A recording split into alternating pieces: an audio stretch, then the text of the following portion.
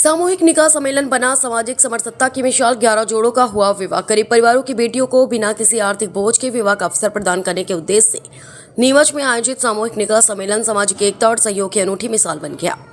Sheikh Syed Pathan welfare society के तत्वाधान में चौपदार गार्डन में आयोजित इस कार्यक्रम में 11 जोड़ों ने सादगीपूर्वक निकाह कबूल किया। कार्यक्रम में जिला सदर सलीम खान ने कहा कि कोई भी गरीब पिता अपनी बेटी की शादी के लिए कर्ज लेने को मजबूर न हो।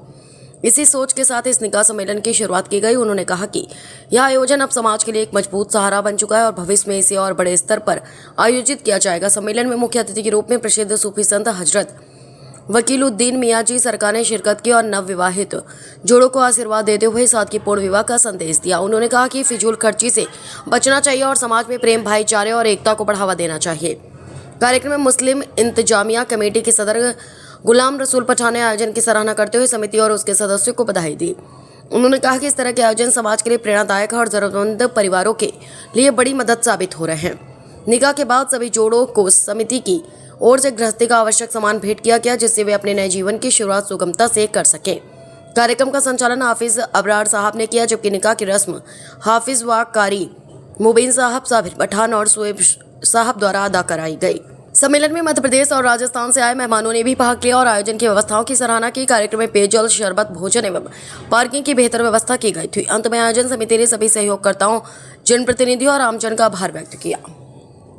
एक सामाजिक रजिस्टर्ड संस्था है, पिछले कई सालों से कार्य कर रही है। पिछले 3 साल पहले हमने संस्था का रजिस्ट्रेशन करा है। समाज के जो भी बुराइयां हैं उनको दूर करने की कोशिश की है।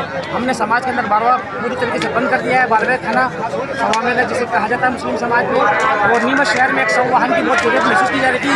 शेख सैयद पठान कमेटी ने उसको अपने प्रोजेक्ट में लिया है और रमजान के आखिरी जुम्मे उसको धरा तक उतार दिया है। समाज को हमने एक सौगात संवाहन की दी है।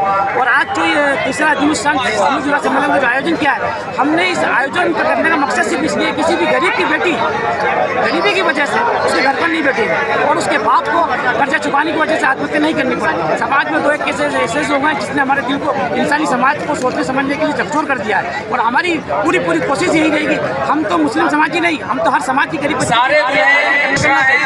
गरीब की जो बच्ची है, जिसका जो बाप है वो कर्जदार के पास जाता है, समाज में उसकी मदद करने के लिए वो आगे नहीं आता है और कर्जदार आप लोगों से गुजारिश है कि और कभी वो सुसाइड तक कर लेता तो खाली कर दो यहाँ पर जो है निकाह बंधन आज निकाह में बंध रहे हैं और हम उनके लिए दुआ करते हैं कि अल्लाह ताला उनको खुश रखे, आबाद रखे और गरीब की बेटी आराम से इतने मेहमानों के साथ सुकून और इज्जत के साथ रुखसत हो।